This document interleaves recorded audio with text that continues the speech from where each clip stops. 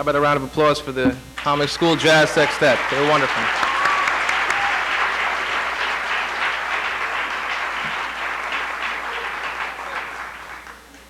Good evening, everyone. On behalf of the Mamaroneck-Larchmont Human Rights Commission, I want to welcome everyone here tonight and thank you for being a part of our program. The 14th annual program honoring Dr. Martin Luther King, Jr. I think the program is going to be a wonderful one. We're here to honor a great American and the people who follow in his footsteps. First, I want to recognize and welcome a few individuals and officials who have been kind enough to join us this evening. So I'd ask that they stand when I call their name. State Senator Susie Oppenheimer.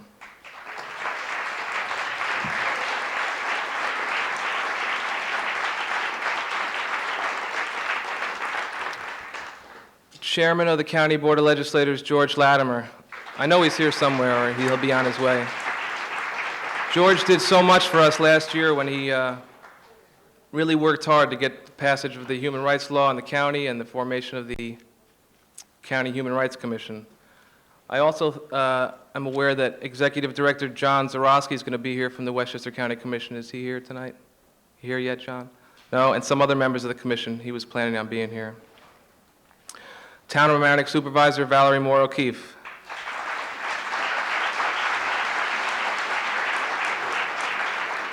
Village of Larchmont Mayor Cheryl Louie.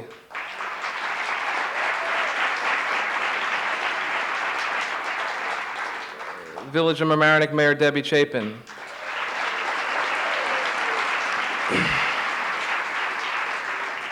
Town Council members and a former member of our Human Rights Commission, Judy Myers.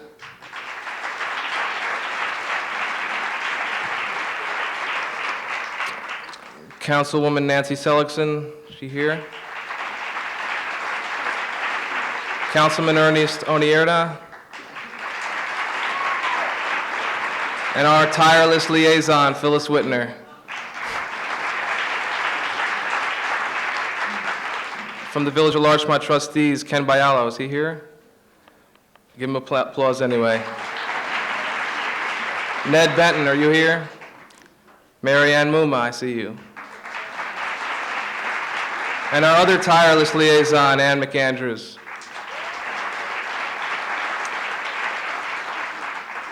Anyone from the Village of Mamaroneck here, besides Debbie?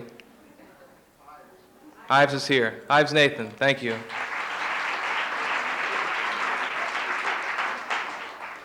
I was aware that she was going to come, but I haven't seen her. Dr. King, are you here? Pete McConnell's here. Dr. Sherry King, Trustee Pete McConnell, thank you. Mamaroneck Avenue Principal Peter Barrett.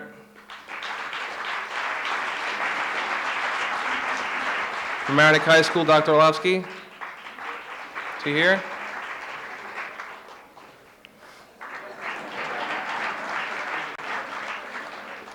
Dr. Mustick, are you here tonight? He was coming. And I saw Judge Lanza, so stand up, Judge.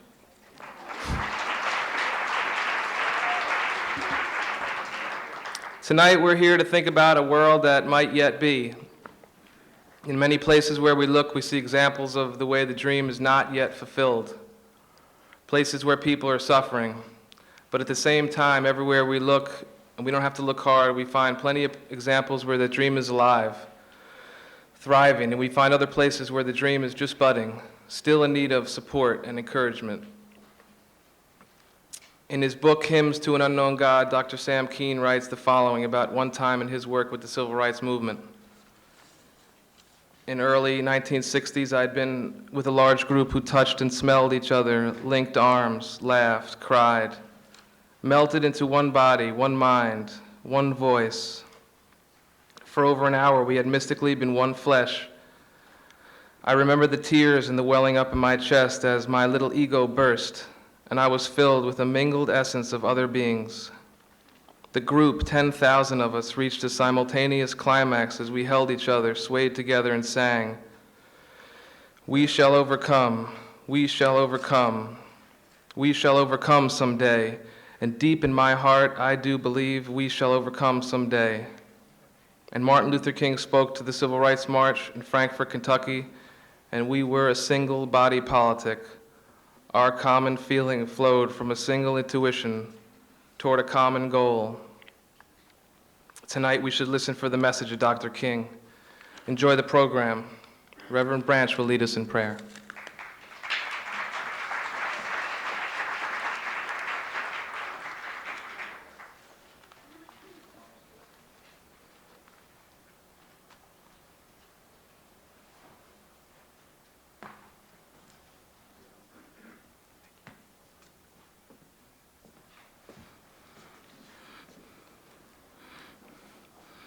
Let us pray. Almighty everlasting God, our Father, we come tonight thanking you for this great occasion, one to celebrate the memory of one of your servants who devoted his life to seeing this nation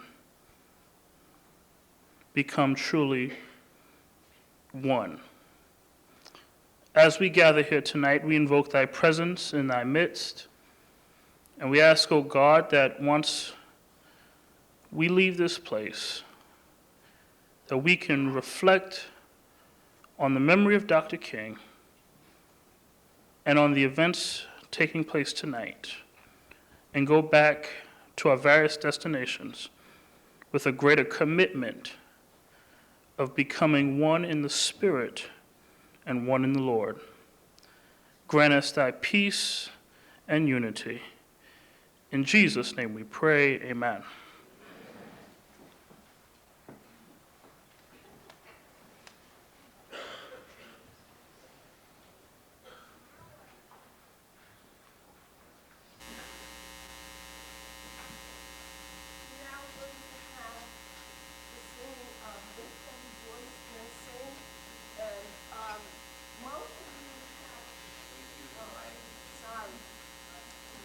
Most of you have an inset to the program with the words of Lift Every Voice and Sing. You're going to be led by our two choirs in the singing of this hymn.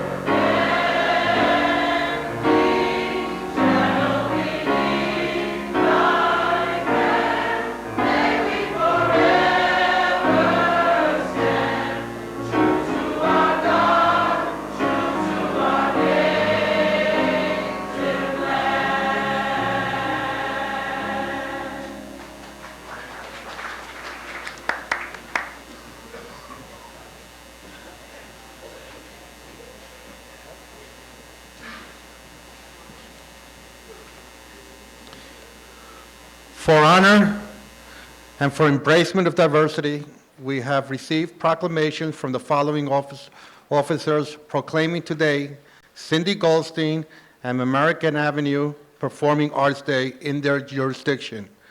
Congresswoman Nita Louie, State Senator Susie Oppenheimer, Chairperson County Board of Legislators George Latimer, Supervisor Valerie O'Keefe, Mayor Debbie Chapin, and Mayor Sherry Louie. Thank you.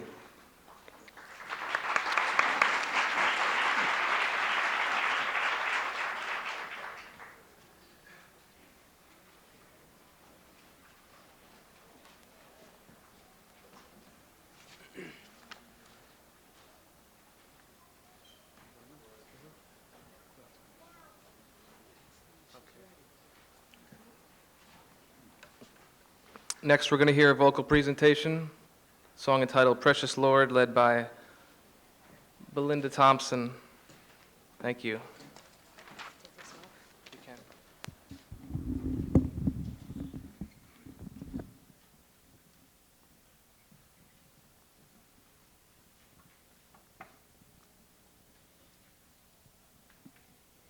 Precious Lord, take my hand,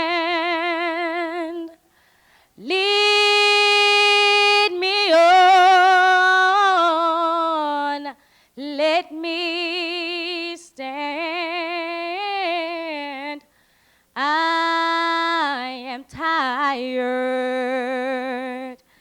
I am weak.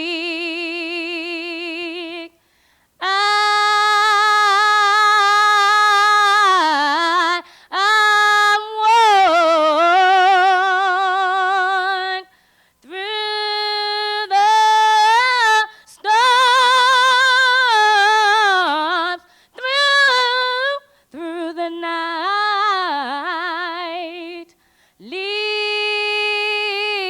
Lead me on to the light.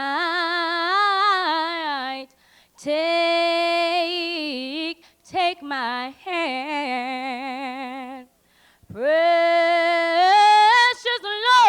Lord, and lead me home. Precious Lord,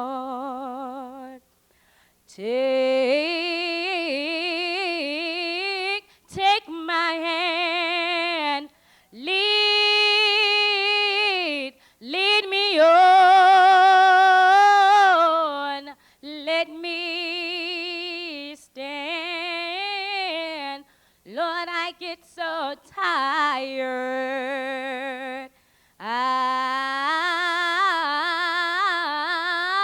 I get weak. I get so worn through the storms,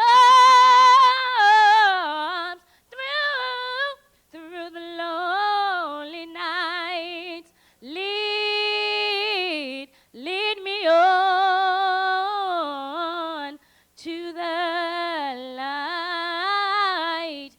Take my hand, precious Lord, and lead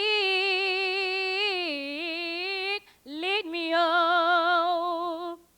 When my way draws drear, precious Lord,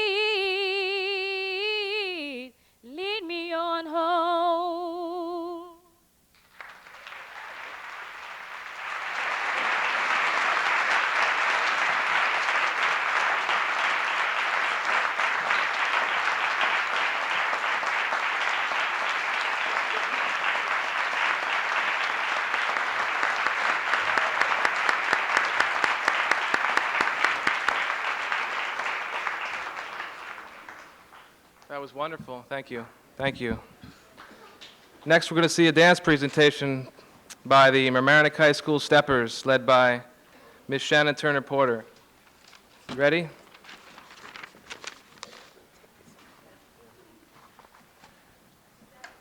Let's go.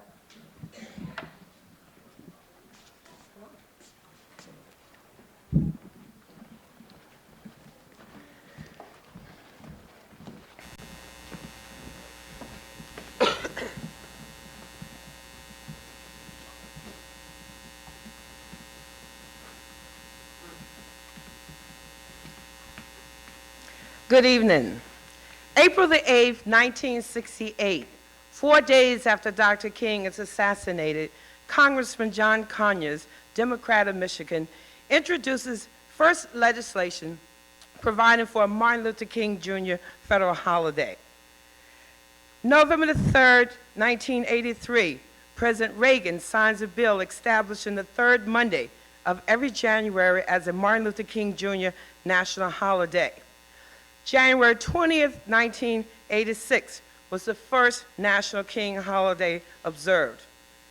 July 7th, 1999, the last state holding out, New Hampshire, finally signs the legislation making it a holiday in all of the states.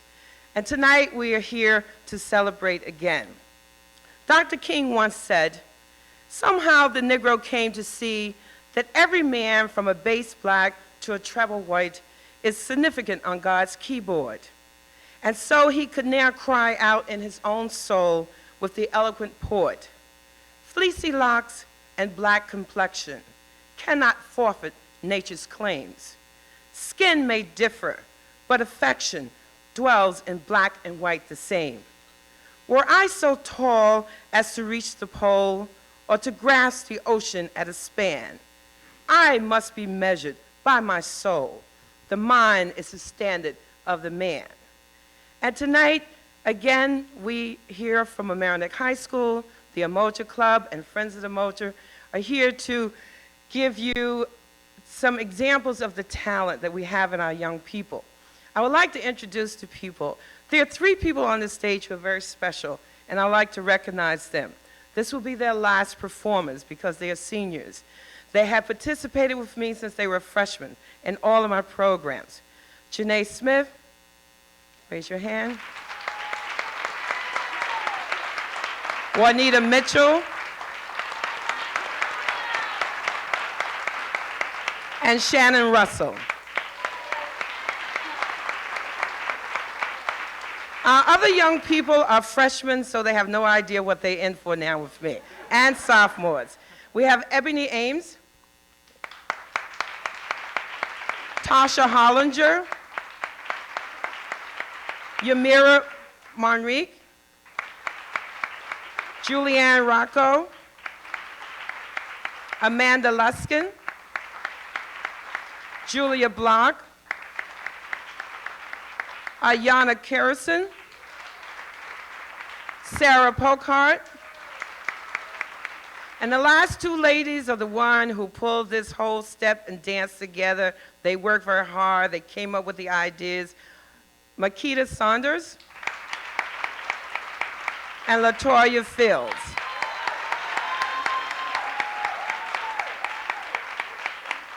Steppers, are you ready?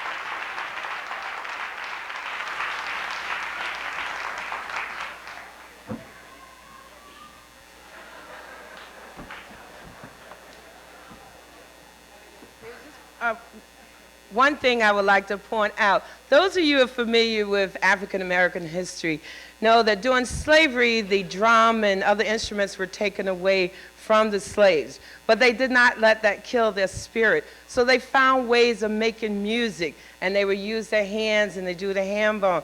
So in today's modern time, the Steppers are continuing that tradition. Thank you very much.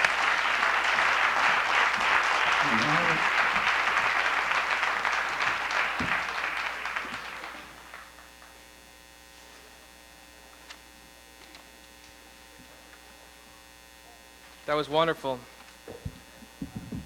Thank you, Shannon. Thank you, Steppers. Next, we're going to see a video presentation from Rhinebeck High School. Eric Lutinsky was the faculty coordinator.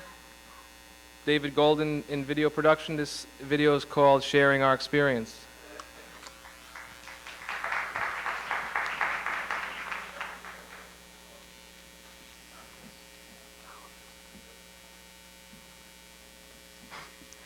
Too often, we tend to think of holidays such as Martin Luther King Jr. Day as time off from school or work, rather than a time to honor those who continue to fight for the goals so revered by Dr. King.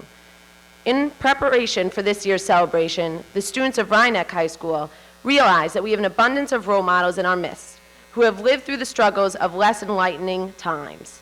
Daily, we see educators, family members, and community members who still share in Dr. King's dream. To guarantee that the lessons of the past are not lost to our younger generations, we have made this video to share our experiences with the community.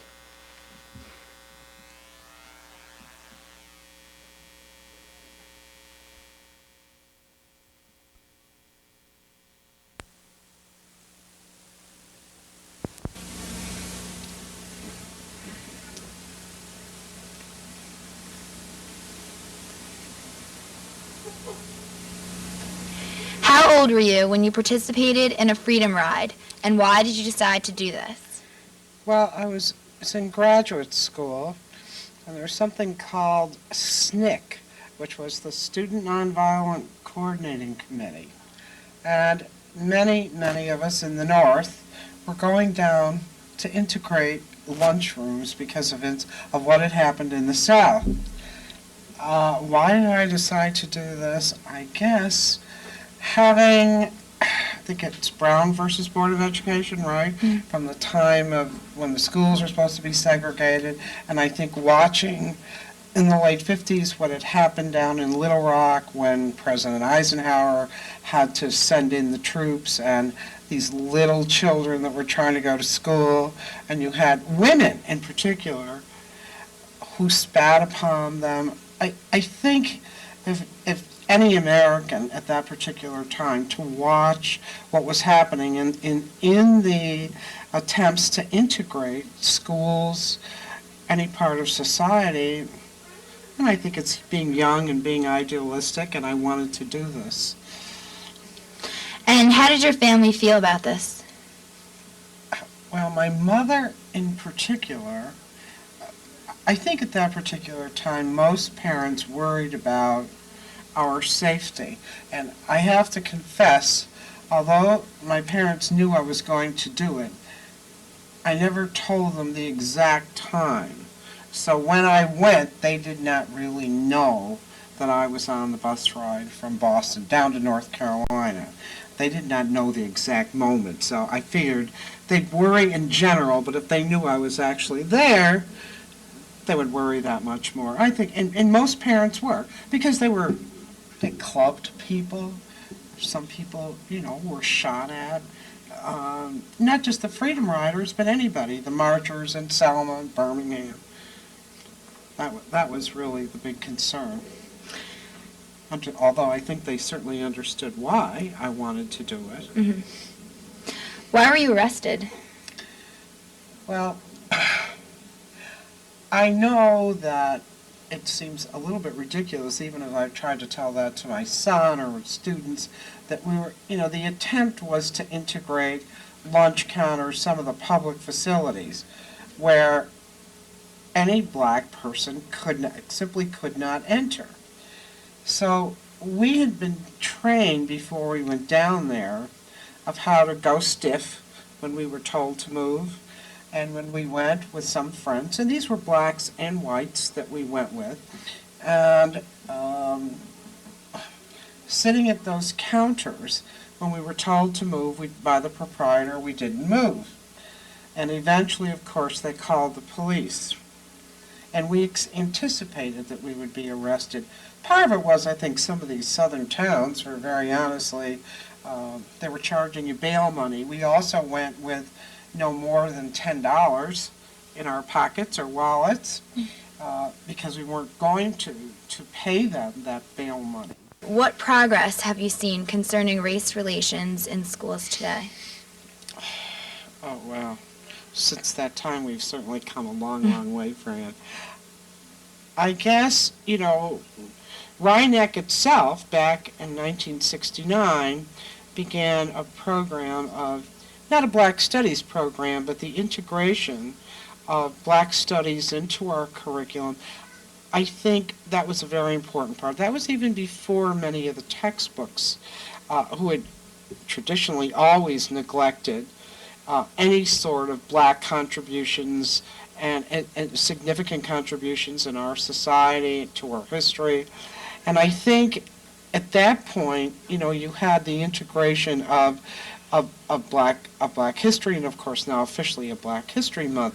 Well, also, Rhinebeck was always sort of a unique thing, and I was here from 1965, and I think that our community, we had many Black families that had been here for generations, and I think working with them and the kids that we had here, I don't think that we had a particular problem. Occasionally there were incidents, yes, just as you're going to have in any school. But I think certainly what's happened here today is so different. But I'm not sure that, as I said, on that basis I've had a very limited scope. However, I'm not naive to think that there are not problems today in the South and the North. I don't know if you know this, but when the schools were ordered to integrate here in the North, just before I came, Bellows, the way we were district, Daniel Warren kind of took in the kids from around Daniel Warren, the kids from Greenhaven, from Shore Acres, and the other kids went to Bellows. And I guess it just so happened in the early 60s that the Black kids came and were all at Bellows. So in order to have a smooth integration, they made Bellows a K-3 school, and Daniel Warren was 4, 5, and 6. And then, of course, eventually we moved the 6th grade here to the middle school. So Rhinebeck's own integration was really taken care of in that way. But I think, although there's been enormous progress in 35 years or 40 years, we're not finished yet. And I think the recognition of Black accomplishments, Black history in our schools, I think educating kids to appreciate cultures, people of different races, I think that's been the progress. And I think that that's probably the thing that's helped. What protest did you take part in? The protest against the apartheid in South Africa. And where did the protest take place? Well, it went on for many years, but I think it gained momentum during the economic boycott of South Africa that was being carried on the international level in Great Britain, Europe, and America in the mid to late 80s, I believe. My memory is not that great anymore. And where? In New York City, where the most of the international corporations were, and where the embassy for the South African embassy was for the United Nations. And what techniques were used at the protest? They were typical techniques of, signs, chanting, marching around at a safe distance, It was sort of institutionalized at that point because it happened so frequently. And the police had their boycott station, their barricade station there. and just left them there, I think. So, and these protests would occur on a monthly basis, a weekly basis, and sometimes they would be sporadic at a international corporation where they were protesting that corporation's doing business with South Africa in opposition to a generally accepted boycott by many groups, I think the United Nations too, of South Africa, in order to induce them to give up their apartheid policies. And what was the atmosphere like? Because it was done on a regular basis, it became sort of businesslike. I mean, no one was there that was rowdy. They were there to do a job, to give out handbills, and to give support for the various organizations in the United States who were leading it. And I think it was led primarily by, in New York City anyway, by the municipal labor unions, AFL-CIO. A lot of them had Afro-American leadership or membership. And how often did you take part in the protest, since you said it spanned over a period of time? It was voluntary. They would send out requests to different. I was a union attorney, union leader, and we would get requests for pickets, and people would go to picket, from secretaries to lawyers, on a voluntary basis. Anybody who felt committed or it was worthwhile, and then we'd take a sign from our union. We'd go up and we'd picket. Sometimes there were college students, college professors, different organizations that were there also. And why did you get involved? Because of a long history of apartheid in South Africa, going back to the 60s, and the killing at Sharpeville, the separation of the black people into the Soweto and these homelands, they call them, where 29% of the black population lived on 13% of the land that you couldn't grow food on, exploitation of the black people in South Africa. And what results or impact did the protest ultimately have? I think over a period of time, the protests were mainly, near the time I got into it, to support the economic boycott. The British government under Margaret Thatcher and Ronald Reagan were not very supportive, and we were trying to induce them to support an embargo. We were trying to convince corporations to not do business with South Africa, and I had a very minor role.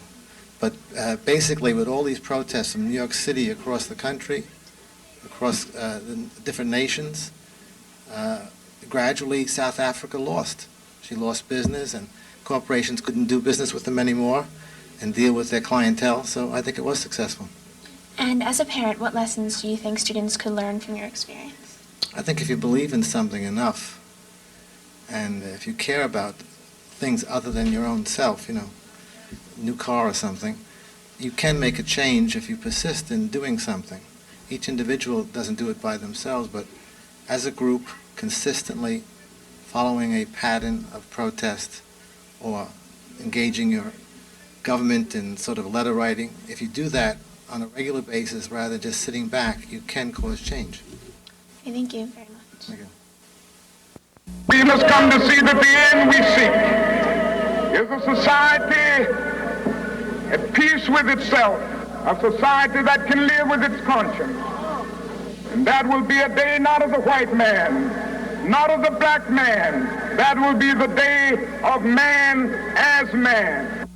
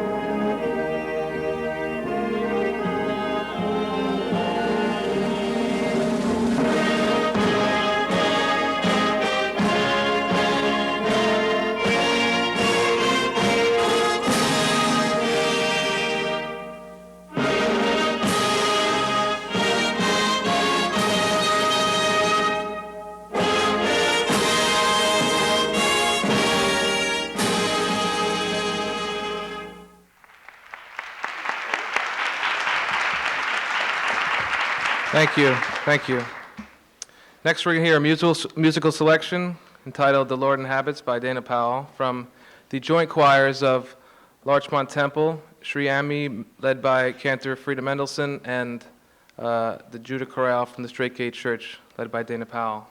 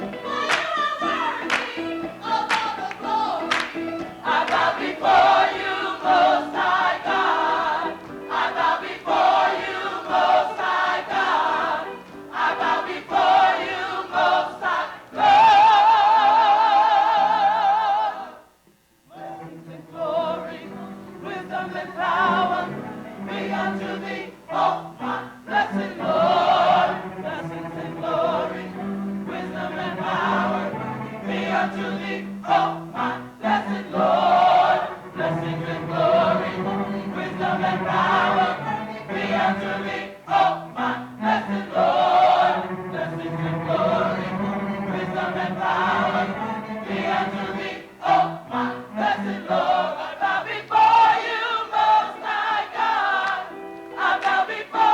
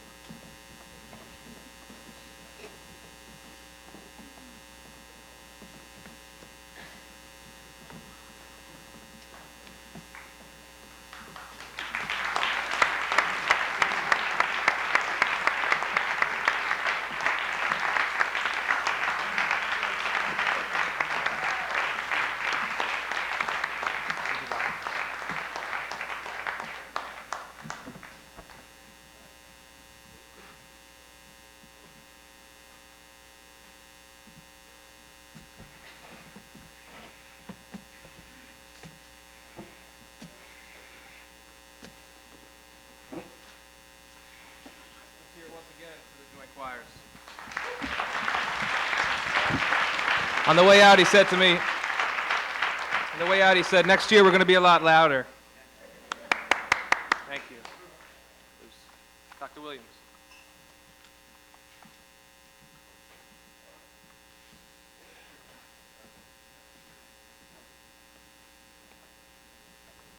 Good evening.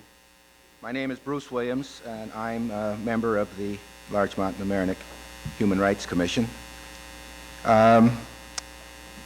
If you were active or around during the Civil Rights Movement, you will recall that the name of Bishop Paul R. Moore was a name that you would hear periodically through the media, through all of the media, because of his activities during that time.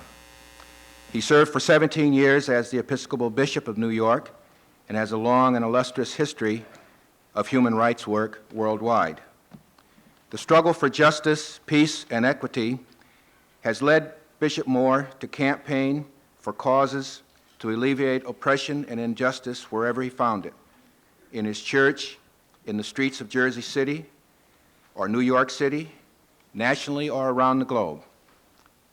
In the 1960s, when the turmoil of civil unrest shook this country, Bishop Moore worked on the national front, demonstrating for racial equality during the Civil Rights Movement, marching with Dr. King, protesting the Vietnam War. His efforts to relieve suffering has taken him around the globe. During World War II, Bishop Moore served as in the United States Marine Corps and was decorated for valor in Guadalcanal. As Bishop of New York, he labored to open the Episcopal clergy to women and gay people and brought special attention to the poor and the oppressed. Last month, he celebrated his 52nd year in the priesthood. Bishop Moore is the author of Presence, which was published in 1997 and is a memoir. Ladies and gentlemen, I present to you Bishop Paul Moore.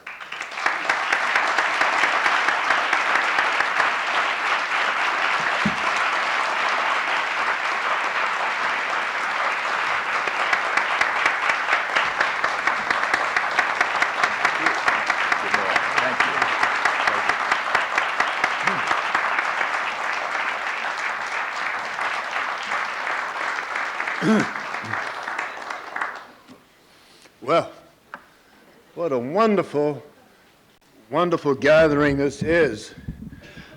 Sometimes these days I get a little discouraged, but tonight I'm again filled with enthusiasm and faith in our country and in people like yourselves. Thank you, Dr. Williams, for that gracious introduction. Thank you, Bob Deegan, for getting me up here. And congratulations to the honorees this evening, fighting against hunger, and to think that there is such a thing in our country. And for those two honorees who have brought art and music to our schools. Despite the tremendous strides that have been made, evidenced by the television clip and by other comments tonight, we have a very, very, very long way to go. Some of the issues that face us, and you are aware of, but just let me tick them off.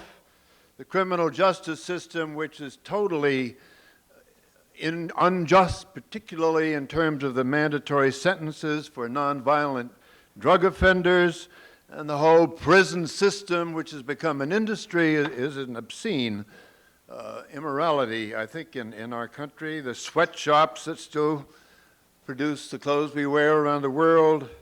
Homophobia still causing murders, even here in the United States. Poor women who are victims of the so-called Welfare Reform Act.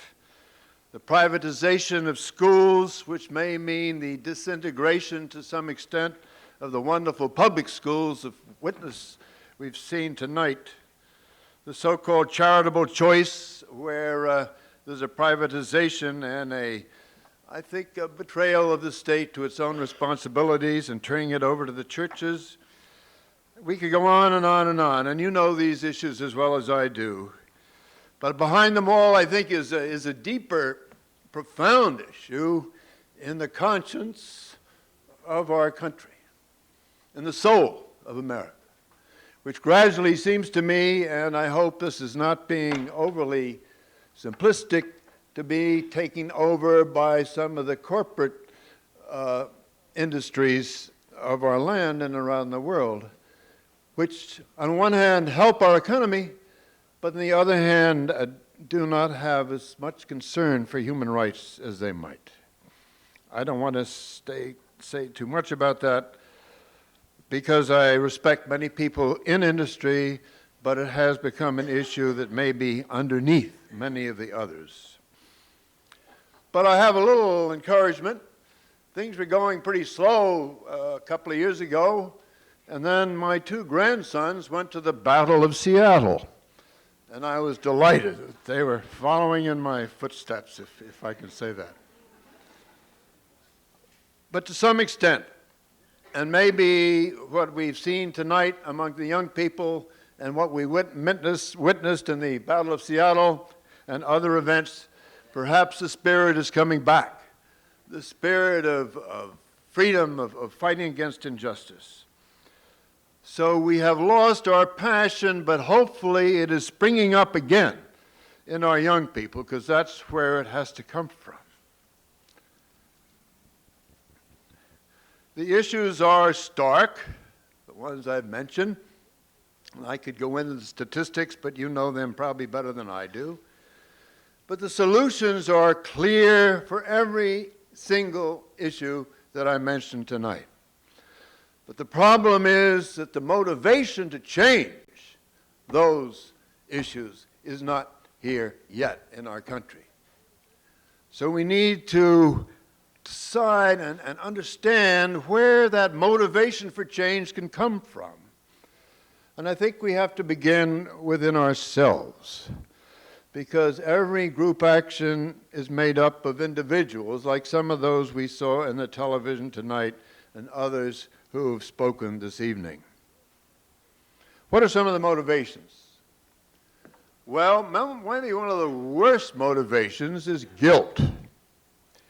Guilt leads usually just to charity. I'm in favor of charity, clearly. If someone is bleeding, they need a Band-Aid. But you have to put a stoplight on the corner to stop people from being run over. The trouble with charity is that if you're feeling guilty about having more money or more comfort than the next person, and you give to charity or even spend the night in a homeless shelter, all of which I approve of course, but it makes you feel good. But the person receiving the charity probably feels humiliated. And perhaps the underlying motivation for that, even though it's a good thing to do, may be to make you feel okay.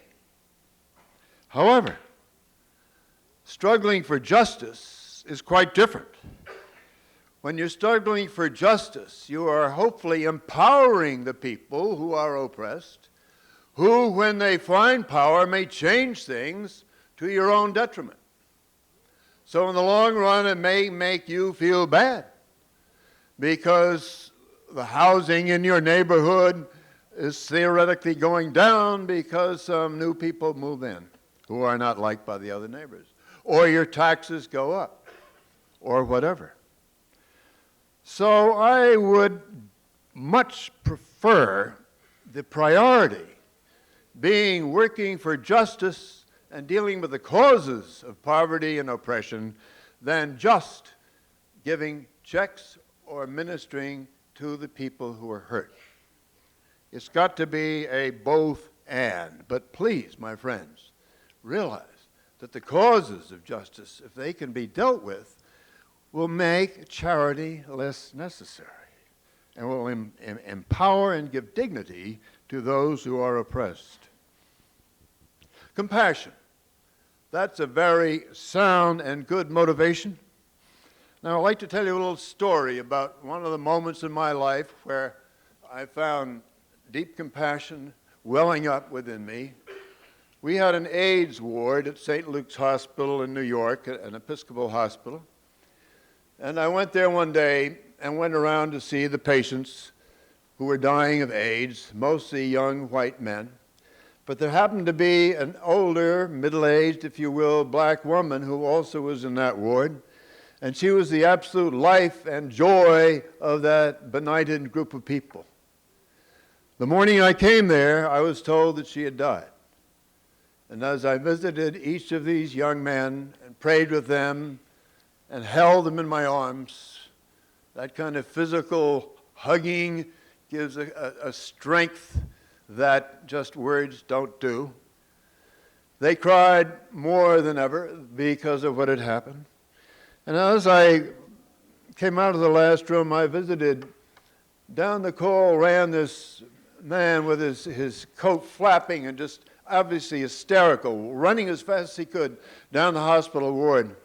And he fell into the arms of the chaplain, sobbing. He was the husband of the woman who died, who had been there day after day and night after night, but had not been there when she died. So he collapsed in the arms of the chaplain, went in the other room and sobbed out his grief. And I turned to one of our sisters who happened to also work on the ward. I said, "Sister, it must be just awful to work here. It must be terrible to have things like this happen day after day." And she turned to me with the most beautiful smile I've almost ever seen. She said, "No, Bishop, this is closer to the kingdom of God than I have ever been." That says more, I think, about the deepest level of compassion, far beyond charity in the normal sense, in that she knew she was being given love and strength from those dying men. So they were her equals. Ideology is important, whether that ideology springs out of your Jewish heritage and the grand witness and statements of the prophets of the Old Testament, or whether it comes from a devotion to Jesus Christ and his gospel, or whether you come from a humanist tradition deep in its ethical content. Underneath your feelings, underneath your particular being caught up with a movement this year and maybe falling away next year, you need a hard, strong ideology, an intellectual, philosophical, or theological reason to do what you're doing. Because that kind of faith and ideology carries you through the movements that come and go. There's another kind of emotion which I call radicalization, an old-fashioned 60s word, I guess. But I'd like to tell you a little story about one of the moments when I became radicalized. This was in 1951, I think. I'd come to know Thurgood Marshall through the NAACP. That was before he was head of the Legal Defense Fund. But that was just beginning that part of his life. And he asked a few of us to go down with him to Florida, to Groveland, Florida, in the heart of the Orange Grove district, to interview that community to see whether 4 young black men could get a fair trial there. They'd been accused of raping a white woman, which, as far as we could find out, was a totally false accusation. So we went down and we drove through this beautiful countryside of the rolling hills and the orange groves to a little town of Groveland, but looked like sort of a Wild West movie Hollywood set. And we got out of the car and walked down this dirt street with the storefronts on either side. And coming to us like this was a great big guy with a big pot, and actually he had a red neck. He said, "What are you doing down here, boys?" And what's that nigger doing there in a 3-piece suit? And what, you funny-looking priest, I guess you are? Yankees doing down here? And we said, well, sir, we're here to speak about such and such a case. I knew you down here, up to no good. Come on around here, boys. And so about 15 other great big guys with big pots and that kind of posture surrounded us. And he said, what do you think about these boys coming down here? And they started groaning and making comments, and finally this guy said, if you don't get out of here in 5 minutes, I'm going to ride you out on a rail, every last one of you, that dressed up nigger and you stupid-looking priest. So we left. But, you know, I'd been in the Marines, and theoretically I'd been fighting for freedom and for democracy, and here I was in my own country confronting this kind of thing. But the worst was yet to happen. We came back down 2 or 3 years later to testify at the court to say that we didn't think that these men could get a fair trial in that particular community, which is an understatement. But when we were in our hotel, and we were in separate hotels, but we went over to, in those days, of course, we went over to where Thurgood was, and was in his room. Phone rang. It was about 8 in the morning. We were getting programmed to testify. And he answered the phone, and his face just went absolutely stricken. And he said, oh, no, can't believe it. Well, what had happened, that this Sheriff McCall, his name was, in bringing these 4 men from the state prison to the county seat for trial, had alleged they tried to run away, and he murdered 3 out of the 4 and wounded the 4th. Killed them in cold blood. Well, that really got to me.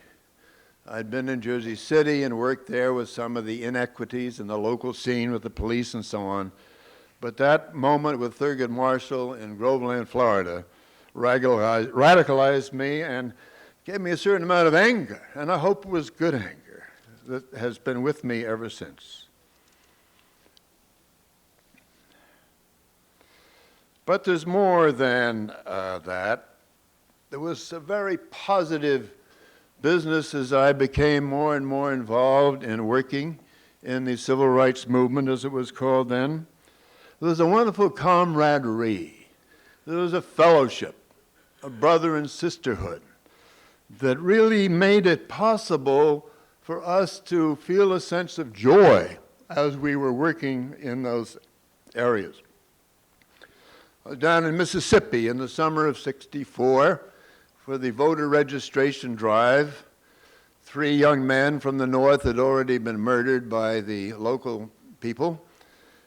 The house where we were staying had had the whole front blown away 2 nights before.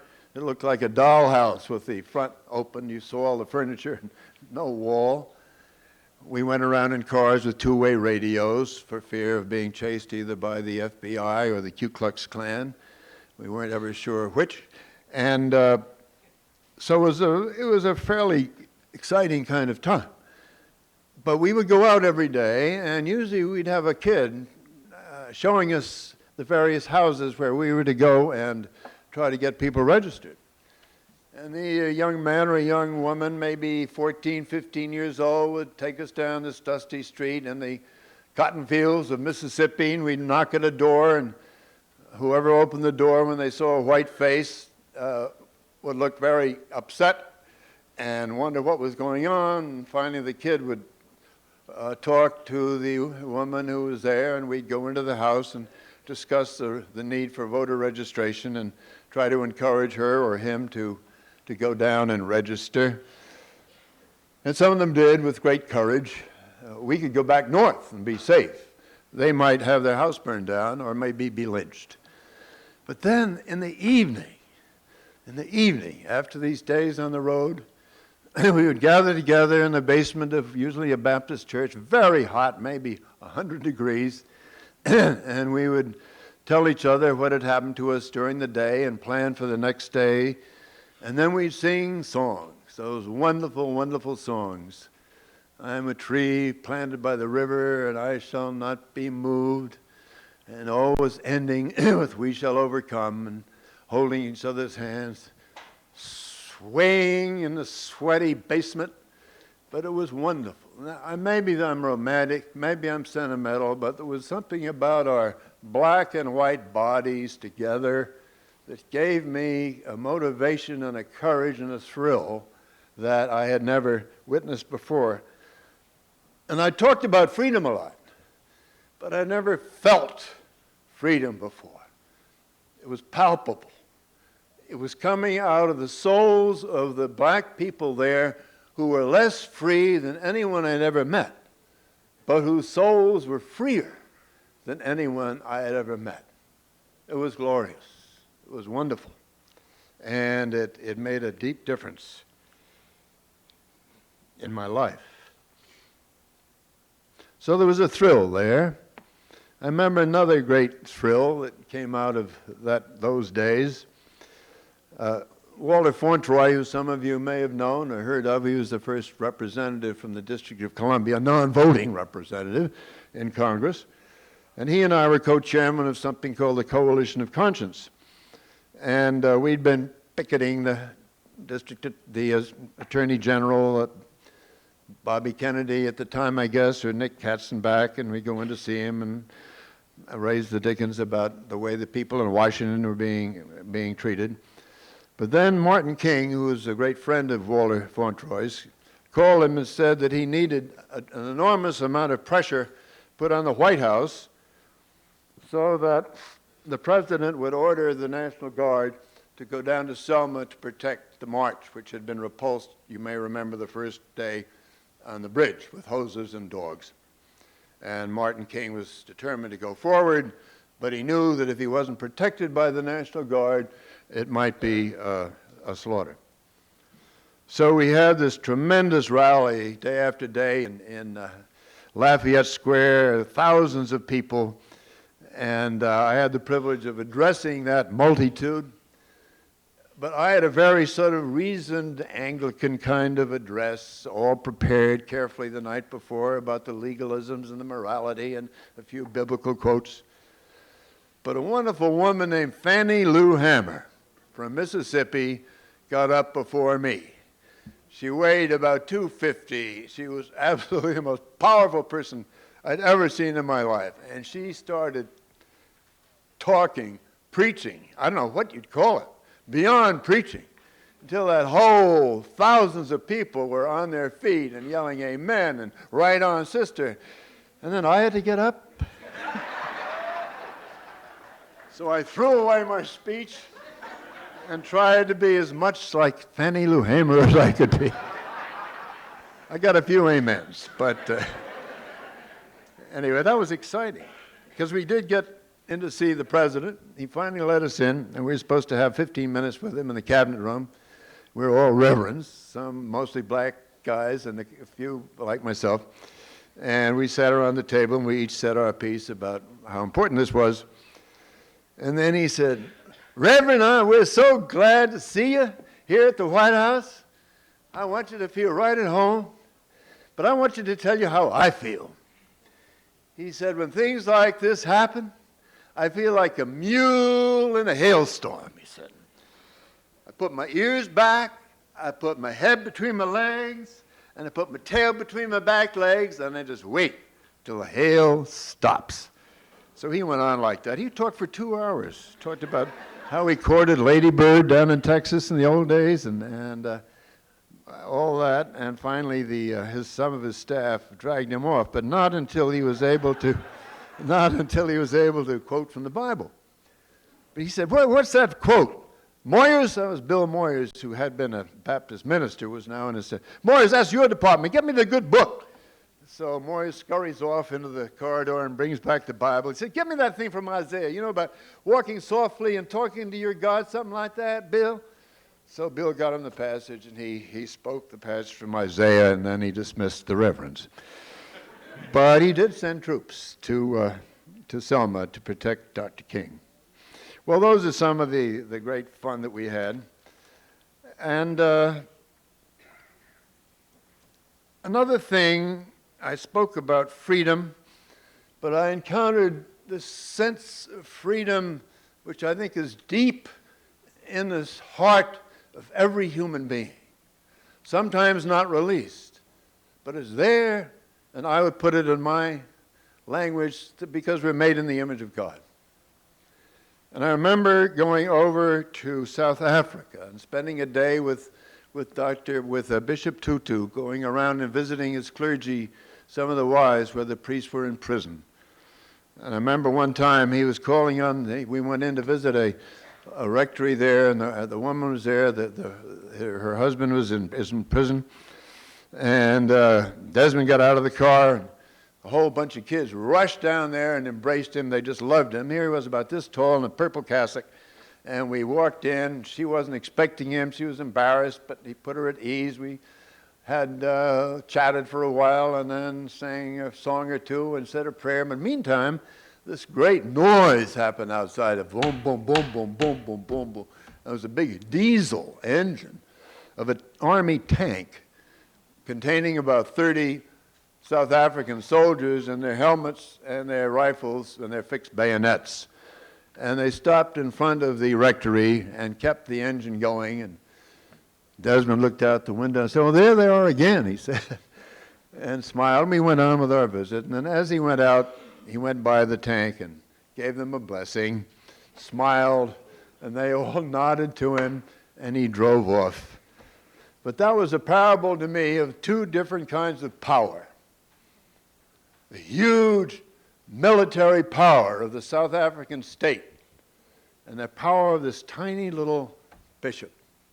Who won? Desmond Tutu. I've always remembered that. Whenever we think we're weak, whenever we get discouraged, I remember that image of this little bishop in a purple cassock against this huge tank and realizing who won the battle. I've seen young people in East Timor. I remember the first time I went there, long before they attained their freedom, or in the terrible massacre that's happened since. And the Pope had been there, and the kids were demonstrating at that rally, and some of them were arrested and tortured, and others sought sanctuary in the bishop's home where we were visiting. And I'll never forget, they couldn't speak English, but we understood what they were saying. There was a translator there, and you could see in their eyes, a sense of freedom. I can't quite describe it, but a glowing courage and a passion for the freedom which they'd been denied. And I saw that in the eyes of African kids that I preached to when I was there visiting Bishop Tutu and others. I've seen it in the eyes of the young people in Nicaragua at the beginning of the Sandinista Revolution. And I saw it in the eyes of young Buddhist kids in Saigon when I was over there during the Vietnam War, and they persuaded us to demonstrate for peace because we hadn't intended to make anything public. We were just going to go there and encourage the peace movement in Saigon. But they showed us where their fingernails had been torn out in torture. One time when there was an American from an embassy in witnessing this, or from the army, they showed us scars where this young woman had been beaten with a rubber hose. They told us about being locked up in the tiger cages where they weren't able to stand up or sit down for months at a time. And yet here they were ready again to have a manifestation, as they called it, a demonstration. They asked us to join because they thought if we joined them, then they would be allowed to have the demonstration. Well, long story short, we met at a rally before the demonstration, and at the climax of the rally, after lots of speeches, the MC told everybody to be quiet. And the whole place, maybe 500 to 1,000 people were there, kids, monks, priests, young people. They all were quiet. And coming up the aisle were these four old ladies, those wonderful wrinkled faces you've seen in pictures of the people there. And they had on their shoulders a pole, and swinging from the pole was a coffin, just this big. Coffin for a baby, for a child. And they walked up the aisle, and I was the chairman of our group. They presented me with this coffin and said, "This is the gift of the Vietnamese people to the people of America, our dead children." So you can imagine how that felt. Then the MC got up and said right on and gave a fiery speech. We went out and finally got tear gassed and got trapped in a block, couldn't get away, and the tear gas was intense. And finally, we found a door out of the block, and I was carrying this Vietnamese woman and who was there. And she was very smart. She had lime juice and some cotton, and she knew that we were going to be tear gassed, so she put that on my eyes. If you ever get tear gas, be sure to have lime juice with you. It's very helpful. And we broke out of this block, and I was trying to get back to the hotel and get out of there. But all the kids thought I was still leading the manifestation. So I went scurrying down the alleyways and trying to get away, and they kept right on, right on, right on. Anyway, I finally got back, and that was exciting. But the reason I talk about these events is to illustrate the passion for freedom and the courage for freedom that young people have throughout the entire world, whether they be Buddhists in East Timor, black kids in South Africa, people in Mississippi, or wherever. And this is what is so deeply encouraging, no matter what happens. Generation after generation after generation will catch the fire and be so in love with freedom that they will do whatever is necessary to bring about change. Sometimes people try to get practical about not being offensive. I remember when Martin King, I didn't tell you about the Free D.C. movement, just a quickie on that. Walter Fauntroy and Marion Barry, who was later mayor, didn't have a very good reputation, but in those days he was okay, and we were co-chairman of the Free D.C. movement, which was to get votes for the District of Columbia, which was the only part of the United States that didn't have a vote. And that seemed ironic since it was the capital of the biggest democracy in the world. So we began organizing in the black community, which had never been organized for that purpose before, and we boycotted the stores and so on and so forth. And finally, we were going to have a major demonstration, and Walter asked Dr. King if he'd come up. So Martin King came up, and we met with him in his bedroom. We always seem to be meeting in bedrooms before we begin. And got ready, and we went around town, and that was another great thrill. We had a flatbed truck, and Marion Barry and Walter Fauntroy and Martin King and I went around Washington and stopped at all these corners and gave speeches about how necessary it was for the people of the District of Columbia to have a vote. And then that night we marched on the White House together. And to be with Dr. King as he gave one of his speeches was a tremendous thrill. So I've had a lot of excitement and joy, as well as seen some terrible tragedies, as I've been lucky enough to be part of these movements over the years. Now, just a word or two about what I was about to say about compromising. You remember, some of you are old enough to remember when Dr. King came out against the Vietnam War, and many of the civil rights people thought it was a mistake because the peace movement was not popular in some quarters. But Dr. King realized that the peace movement against Vietnam and the civil rights movement in the United States were really part and parcel of the same thing. So he made no bones about it. He came out against the war. I've been told that coming out for gay rights is a mistake, because that's a very unpopular movement. And for those who are for civil rights and other kinds of human rights, pull away from that. But I feel very deeply and very strongly that any group of people, because they're black or because they're women or because they're poor or because they're from East Timor or because they're gay, have no should never be persecuted by anybody else. Gay people are made that way. They have a right to lodging, to jobs, to every single right that anyone else has. And so I feel very deeply about that. What I'm trying to say is anyone who is being persecuted and is fighting for his or her rights is part of the agenda of human rights, and never cut off a group because they may make it a little less popular for this other group. We have to always go for the whole thing, for every human being, that each person, each child of God, as I would put it, has his or her rights. Now, finally, the whole business of how movements get started.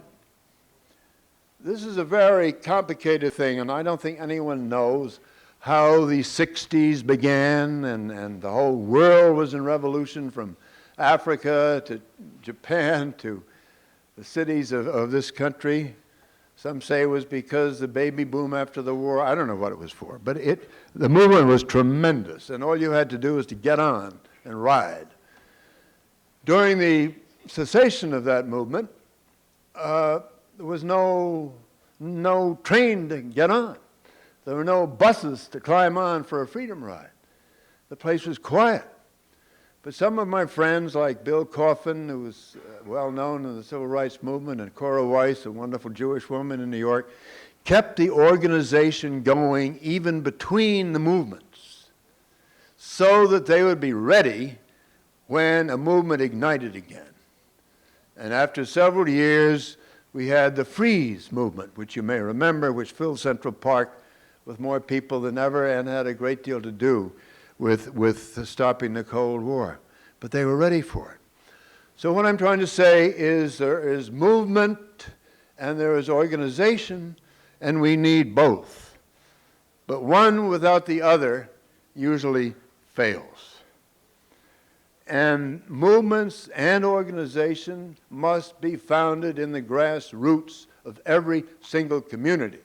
And that's why I'm so encouraged here tonight to see you here in Mamaroneck, in Larchmont, which I've never known nationally as being the heart of the civil rights movement, but here you are. God bless you for it.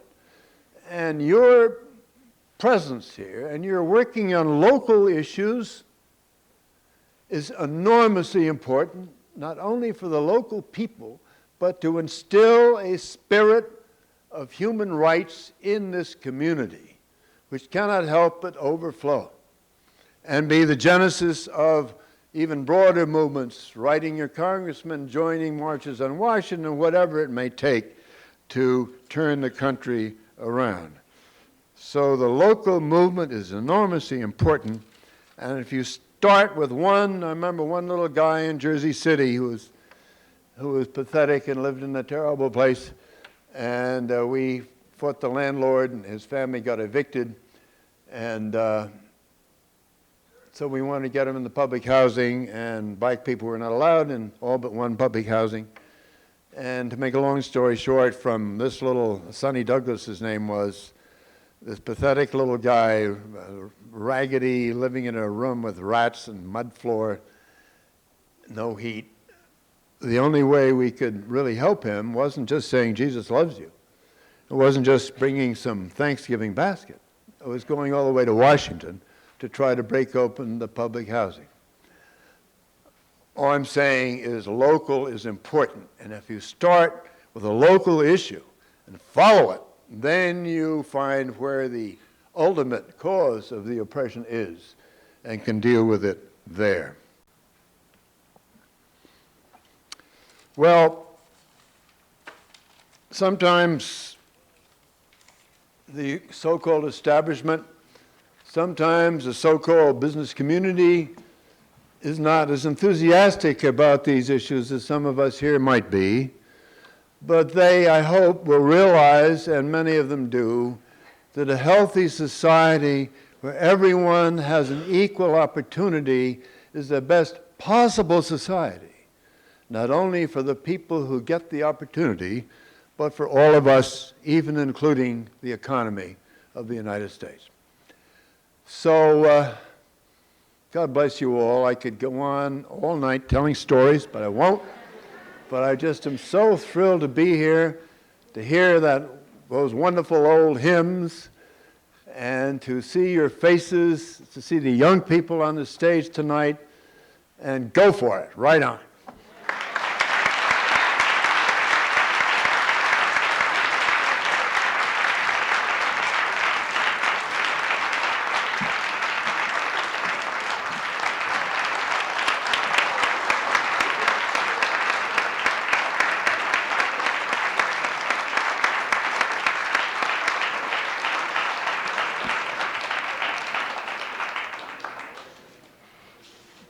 Thank you, Bishop Moore, for such a wonderful talk about your experiences in your life. Thank you.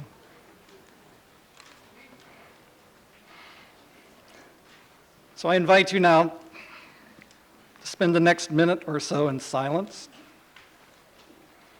connecting with Dr. King, connecting with the essence of his courage and his passion,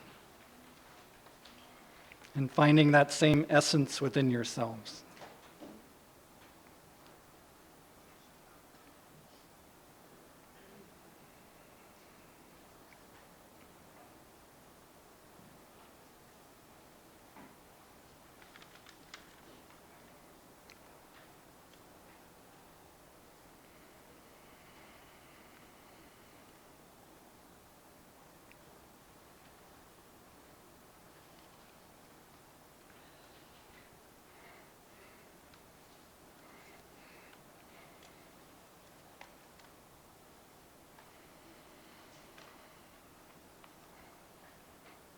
Thank you. I will be followed by Commissioner Nachinsky, who will present the first of our awards.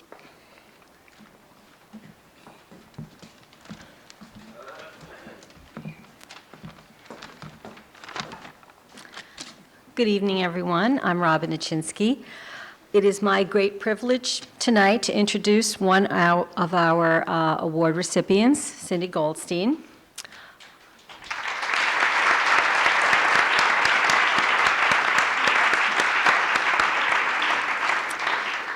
Cindy truly exemplifies the spirit of Dr. Martin Luther King Jr. in her exceptional commitment towards all the members of our community. Cindy helped found and run two organizations dedicated to reaching out and helping others, the Larchmont Mamaroneck Hunger Task Force and ELM, Employment for Larchmont Mamaroneck. Through these organizations, she's helped feed countless local residents in need, and recognizing that jobs are critical to survival, has built an organization assisting local residents in finding employment. Through her work as a board member on the Washingtonville Housing Alliance, Cindy has also been an invaluable advocate for those in need of affordable housing. And it doesn't stop there. Cindy's worked as a board member for the Mamaroneck Larchmont Student Aid Fund to help high school students go to college, provides pro bono legal and tax work for seniors and other local residents, organized the Emelin Theater Crafts Fair, its annual fundraiser, has served as a trustee at Pace University, as co-president of Central Elementary School and presently of Homix Middle School PTA, and has been politically active as well. It's hard to think of a segment of our community untouched by her dedication, commitment, and spirit. Cindy has not only devoted her life to public service, she inspires others to volunteer as well through the organizations she's helped found and work for. I'm sure many here have found themselves over at the food pantry with their friends, their children, and I know that Cindy's gotten me to volunteer for a few things over the years as well. So Cindy, on behalf of the Mamaroneck Larchmont Human Rights Commission, it's my pleasure to present to you the Martin Luther King Jr. Award for Outstanding Community Service.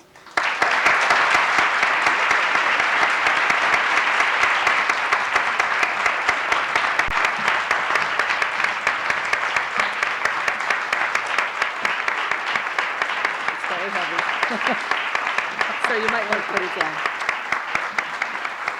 Put it back. I just have a few things to say. First, I'd like to thank the Mamaroneck Larchmont Human Rights Commission for this really wonderful evening and very touching award. I'd also like to congratulate Joan Chess and Dana Powell on their Performing Artists program.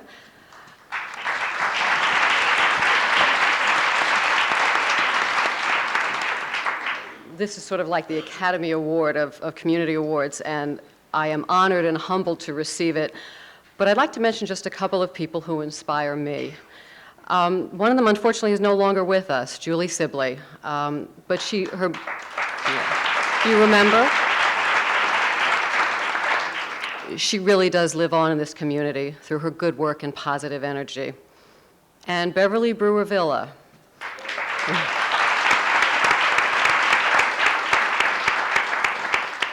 Thank you for always being there for me with your patience and common sense advice. And you also showed me that a sense of humor and taking a deep breath doesn't hurt either.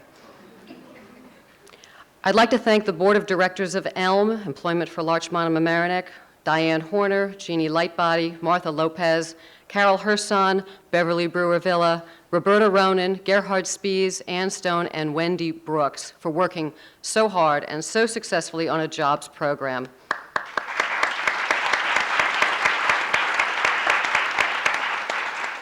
And also our Executive Director, Leslie Josell, for her energy, enthusiasm, and intuition.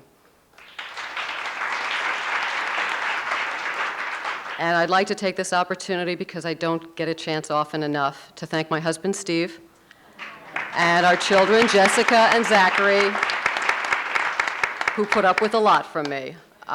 Thank you for giving me the freedom to pursue my dreams.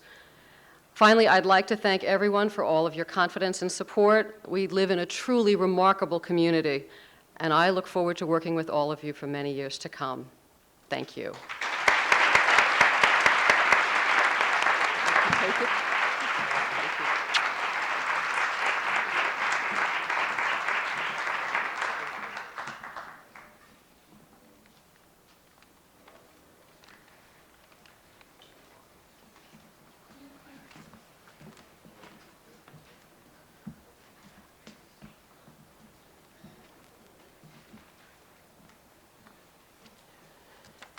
As many of you know, we from time to time give an award to individuals and to an organization.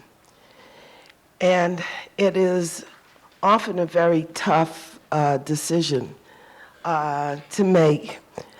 And we are really so happy that we are able to give 2 awards.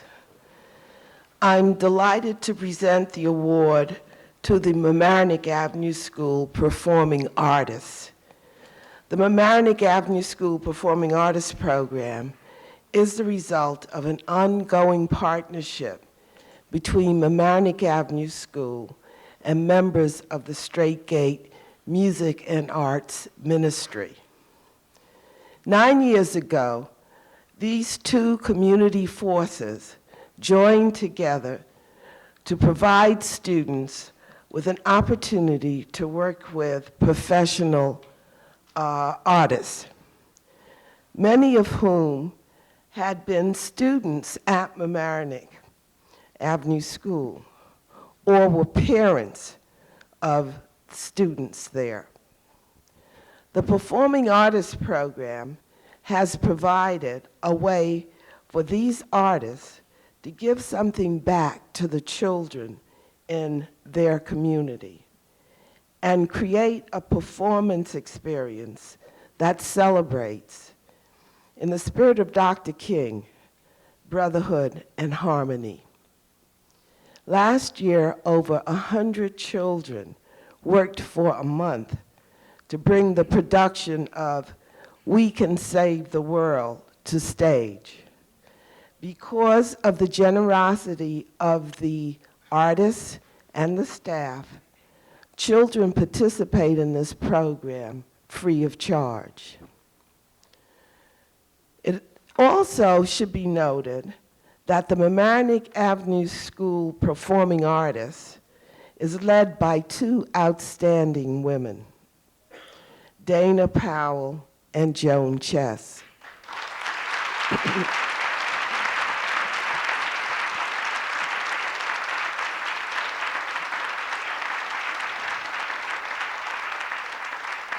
both of whom are here this evening to accept the award on behalf of the performing artists. Dana Powell, minister of music at Straight Gate Church, has been the director of the Judah Chorale for 26 years. It's hard to believe that. I still see her as a kid.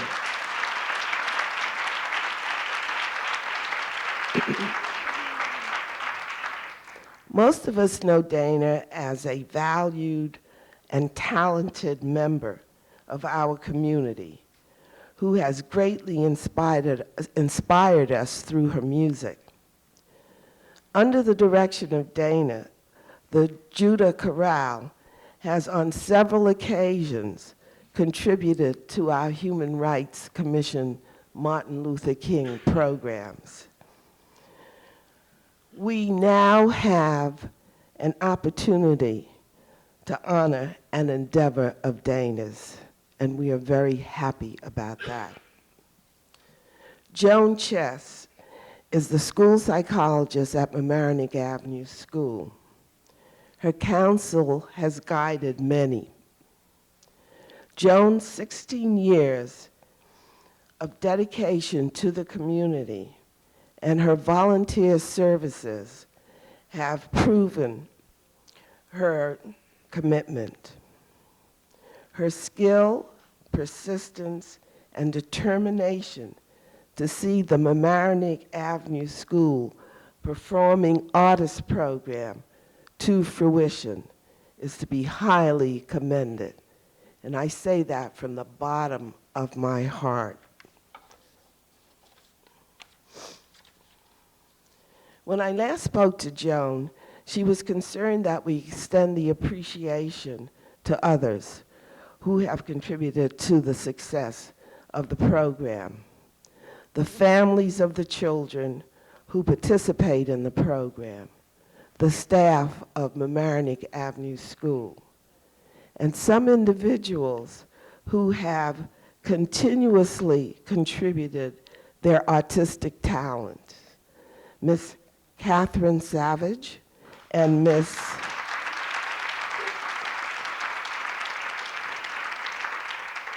Taryn Thomas,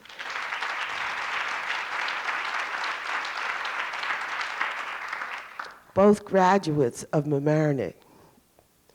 Mr. Tom Mandel,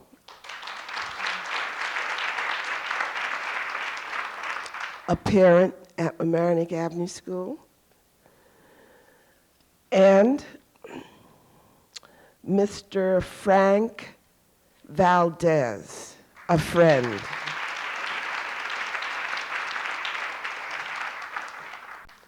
All of whom have been with the Mamaroneck Avenue School Performing Artists program since its inception.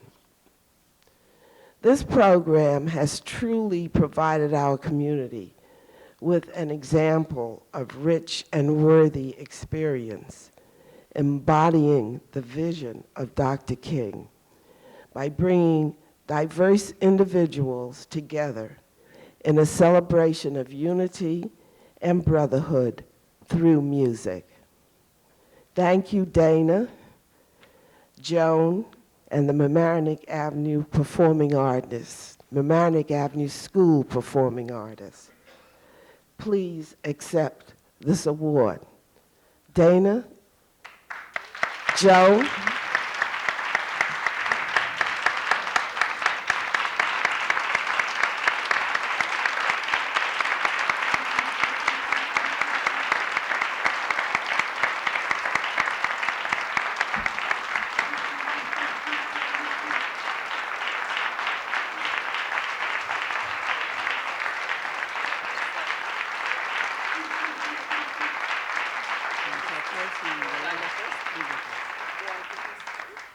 Okay, so I get to go first.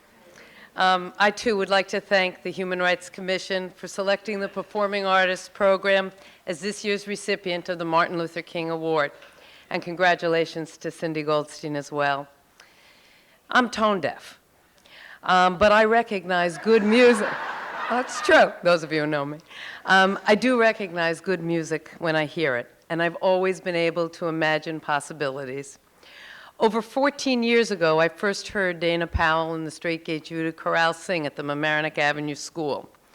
Not only was their music powerful, but there was something there well beyond the music. Here were role models active in our community, and many were graduates of the Mamaroneck Avenue schools. I was intimidated to meet her, so I didn't know how to do this, and I asked Beverly Villa, is she still here, to kind of give me that introduction and help me persuade Dana to join in this venture. But it didn't take long. And that was over 10 years and 8 performances ago. To Peter Barrett, principal at Mamaroneck Avenue School, and Reverend Wayne Powell, pastor of the Straight Gate Church, your support and enthusiasm has made this program possible. There are far too many talented musicians, and Cora happily mentioned most of them, that I need to thank individually. But I must mention again Tom, Catherine, Taryn, Frank, and of course Dana, whose magic makes it all possible. There are many staff members. Maria Ellen is here tonight, as well as Jeanette, Gloria, and Cheryl Healy, who give tirelessly behind the scenes. But this is not really about us. This is about what amazing things can happen when there is a real partnership between a school and a community. This is about the talented and dedicated people of Straight Gate Church and the many graduates, friends, and staff and parents of Mamaroneck Avenue School, and of course the children. Their voices have been supported, encouraged, and enriched by the Mamaroneck Avenue Performing Arts Program. At a time when people focus on what divides us and what differences exist, these concerts remind us that together we can raise our voices in harmony. So thank you very much.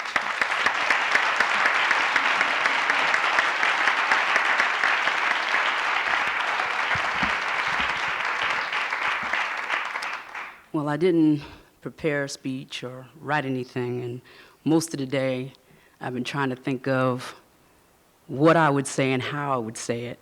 And I really wanted to stop by CVS and get a Depends to put on. You can laugh now, that's the part to laugh. Because I actually got real nervous right before I came tonight. But laugh, it's all right to laugh. I too want to thank Beverly Brewer Villa. When I sat in her office many years ago and she asked me the question of going to Mamaroneck Avenue School to give back something to the school. I gave a lot in the years that I attended Mamaroneck Avenue School. And maybe not a lot in a very good way. I remember Mr. Krause, an old principal, Joe Isidori. I remember Miss Hurd, my first grade teacher, Miss Filippa and Miss Rittenberg, my second grade teachers, Miss Weiss, my third grade teacher, Miss Diakopoulos, my fourth and fifth grade teacher, who I gave probably the most hell in the world, Mr. Langenauer, my sixth grade teacher, and Miss Migliaccio was there. I was frightened to death of her because she had such a strong arm to keep everybody in line. She was sort of everybody's